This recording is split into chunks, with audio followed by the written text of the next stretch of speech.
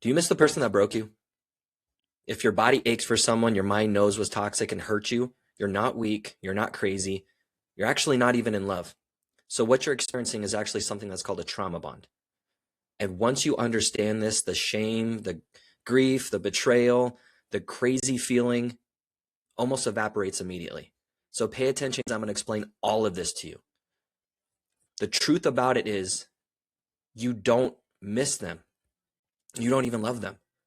You miss and love the character that they played in your life. You miss the chemical attachment that they created inside of you based on the push and pull, punishment and reward. The word trauma bond from narcissists is you are traumatized with something.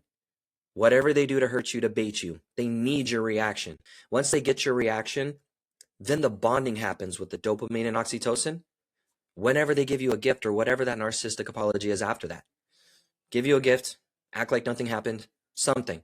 Then you start to feel a bond, like everything is going to be better, and you start to feel that hope. So in the next few minutes, I'm going to explain why your brain actually craves the person who has destroyed you so much, and why no contact feels like hell, literally. It's withdrawal. Feels like withdrawal, because it is. And what actually breaks the trauma bond for real. I pick up where therapy leaves off.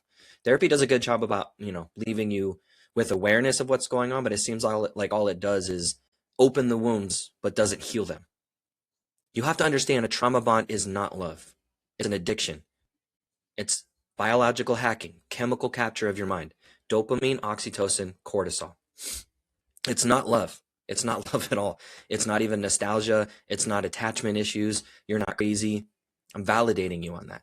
A trauma bond forms when an intense emotional pain is paired with intermittent relief.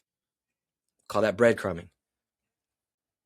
Whatever they do to hurt you, the trauma, then almost immediately after that is paired with intermittent relief. Them acting just not so mean anymore feels like a breadcrumb and feels like a win, and we start to feel like, oh my gosh, they're going to change into that person, but they only do it to create this little manipulative bond and spell that they put on you. Your love is replaced with survival. Your nervous system bonds to that actual relief, not the person, the relief. The reason why you wake up at 2 or 3 in the morning is because you're withdrawing, actually. Withdrawing from the dopamine, the oxytocin, the adrenaline, the endorphins, even some of the cortisol. You wake up and what's the first thing that happens?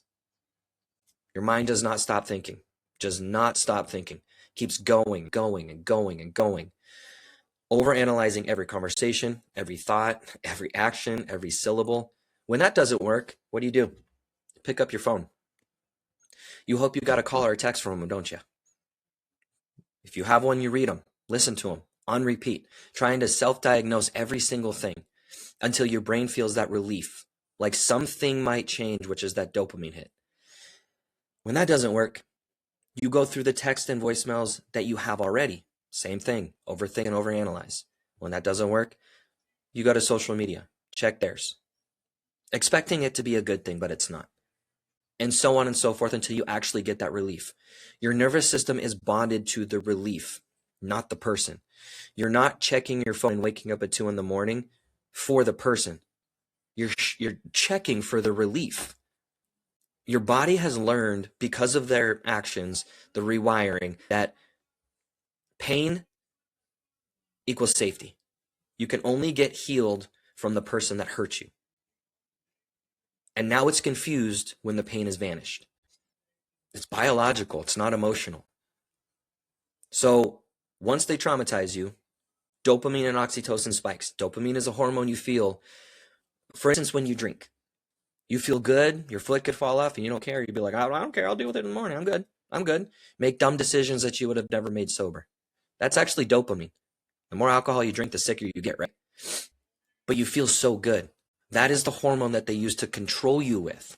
And that mixed with the oxytocin, which is the bond hormone, it's the same hormone that bonds newborn baby to mom. It bonds people. So when those are activated, you feel good when you get something that's just not mean from them. And then you start to feel a reconciliation bond with them. Cortisol is spiking too from the fight. And then whatever happens, you get the oxytocin and the dopamine after the cortisol. And it's an emotional whiplash thing. And it actually rewires your brain the same way an addiction does, as I explained earlier. So when you finally leave or walk away, your body doesn't feel free. It still feels trapped. It actually feels like you're in more danger when you're away, which is the crazy thing. So missing them is the withdrawal. It's not love. You're missing that relief from them. Are you understanding that? A trauma bond's an addiction. It's an addiction. It's an addiction. It's not trauma. Just because the word trauma's in there doesn't mean it's the grief. Time heals grief. Time, willpower, effort, that's not going to heal an addiction. Unfortunately, if that were the case, you wouldn't be watching my video right now. And this next part that I'm about to say is what nobody's ever really told you this stuff, okay? I pick up where therapy left off. But once you hear this part, everything is going to absolutely start to click. But understand that understanding it doesn't break it. I'm just giving you the opportunity to understand it so you can get towards breaking it the real way. So your brain does not crave the person. Just like when I was growing up, the movie The Notebook, every woman is like, oh my gosh, I love Noah from The Notebook. I got to have a Noah. Not Ryan Gosling. Noah, the character. Your brain also craves that cycle. Because your mind thinks, just like someone who's addicted to gambling, they're addicted to that dopamine rush they feel when they win. We become addicted to that dopamine rush that we got from them. And understand, I was in one for 13 years. I'll never forget the way it made me feel. And I'm telling you, there's another way out, and it actually does work. But you have to understand affirmations, logic, willpower is not going to fix it. So you have to understand where the trauma bond lives. Where does the trauma bond live?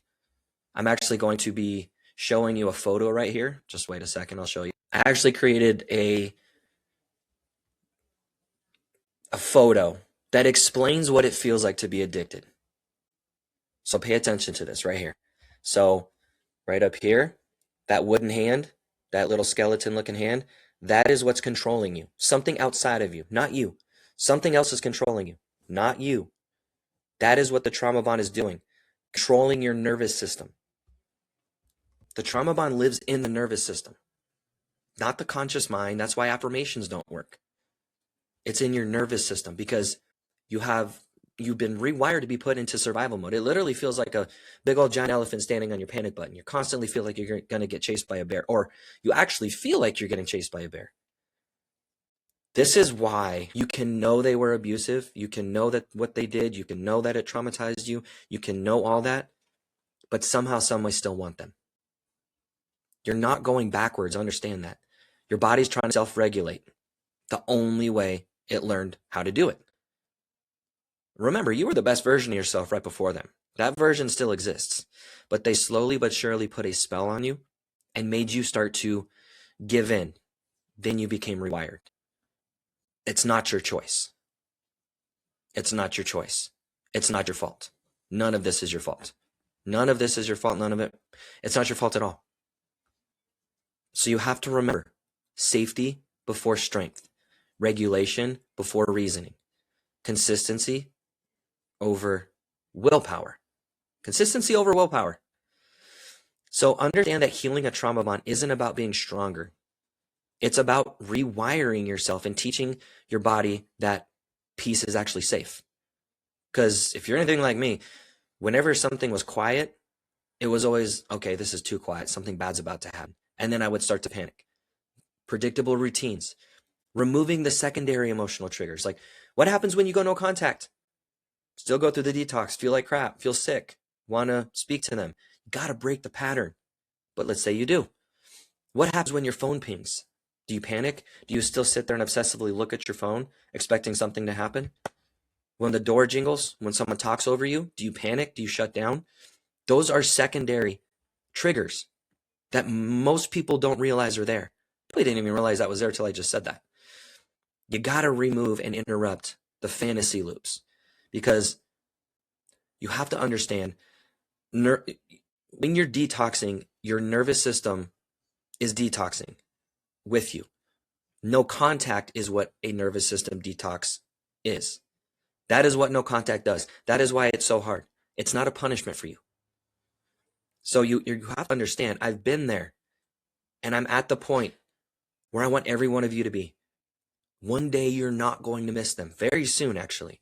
Not because you stop caring, no more guilt trips, no more moving on and still missing them and years later thinking about them and not being able to go on a date because you're worried that they're going to feel mad at you for it, still living for their approval. It's not because you stop caring. It's because your body finally feels safe without chaos. It's probably why you can't get into another relationship either. Because when you do, the calm feels boring. The calm feels boring. Your mind plays a trick on you. It thinks the calm is safety. They could be a great person, but your mind's like, oh, nope, nope, nope. That's dangerous. I don't like the calm. And you don't understand until you understand it. Your mind is playing a trick on you, trying to protect you and get you out of that relationship before they hurt you. So this has a lot more to do with it than you think. You're finally going to have a nervous system that feels calm enough to make its own decisions. And when that trauma bond breaks, you don't feel empty. You don't feel alone. You don't feel crazy. You don't feel unchosen. You don't feel broken.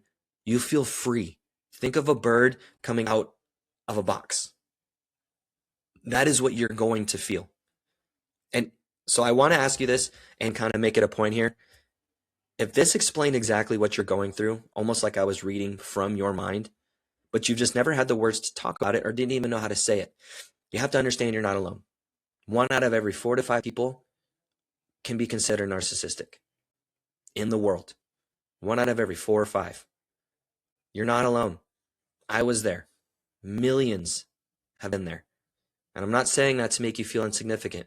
I'm making sure you know you're not alone. That's exactly what I felt, alone. And I want you to understand you are not alone. I can show you how to break that trauma bond in less than 21 days. It was recently recognized for an award for the best trauma bond recovery framework in my entire state, recognized globally. And I don't say that to brag. I say that because it works. Because a trauma bond is something that can be broken in 3 weeks. And I want to walk right beside you when you do it. Don't forget to subscribe to this channel and turn on the notification button so you can make sure you never miss a video. I upload videos all the time. If anything I said hit home, please give a subscribe. Guys, inside of the 21-day no contact reset trauma bond breaker. I can't wait to see where you're going to go with that. I'll see you in the next video.